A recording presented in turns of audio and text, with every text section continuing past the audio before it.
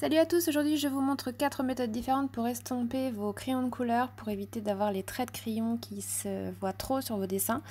Je vous propose de regarder en accéléré sur un dégradé orangé comment je procède et ensuite sur le dégradé vert qui vient après je vous explique la méthode.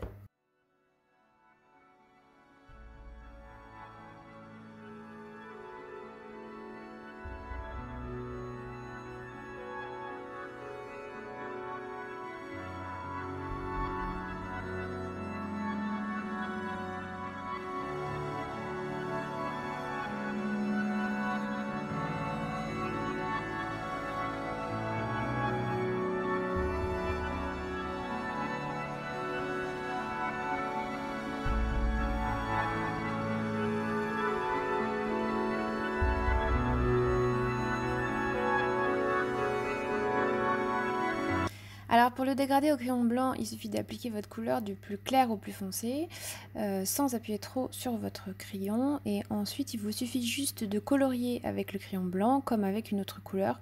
Ça vient juste mélanger les différents pigments entre eux, ça fait un effet assez smoothie. C'est pas mal, mais ça a tendance un peu à altérer la couleur, les pigments. Deuxième méthode avec le blender, on procède de la même manière, sauf que lui, le blender, va venir garder l'éclat de la couleur. On voit la différence, le crayon blanc est plus terne que le blender. Pour la troisième méthode, c'est l'alcool, donc pour la peinture à l'huile, c'est le diluant. Là, on voit qu'en fait, ça enlève un peu les pigments, donc c'est à utiliser avec beaucoup de prudence. Et l'alcool minéral, idem, à force de passer avec le pinceau, ça enlève des pigments. Par contre, l'avantage de l'alcool, c'est qu'on peut repasser par-dessus pour remettre du crayon là où il y a eu un peu... là où le pigment s'est trop estompé, on peut repasser avec les crayons de couleur dessus. Moi, ma méthode préférée, comme vous avez pu le voir dans mes dessins, c'est plutôt le blender Derwent.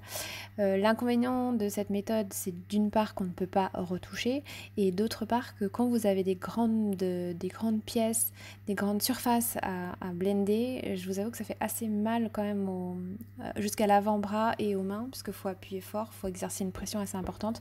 Alors qu'avec l'alcool, c'est vrai que vous épargnez un peu tous ces soucis mécaniques. En revanche, l'alcool, lui, a tendance à un petit peu trop diluer le pigment, donc si vous faites un mauvais coup de pinceau, en fait, ça risque d'étaler le pigment un petit peu partout, y compris sur vos couleurs claires, et après vous aurez du mal à rattraper cette bêtise. Ce qui n'est pas le cas avec le crayon blanc et le blender Derwent, qui ne va pas aller vous étaler du vert foncé tout en haut de votre jaune, par exemple. Alors qu'avec l'alcool, oui, ça c'est possible. C'est ce qu'on a vu sur mon premier dégradé orangé où on voit que je ramène carrément le orange tout en haut du jaune et du coup on voit même plus le dégradé sur la partie gauche du deuxième carré. Voilà les 4 méthodes qui sont possibles en fonction de ce que vous dessinez, des surfaces que vous avez à faire, du niveau de détail aussi, parce que vous vous doutez bien que plus le dessin sera petit, plus l'utilisation de l'alcool sera compliquée.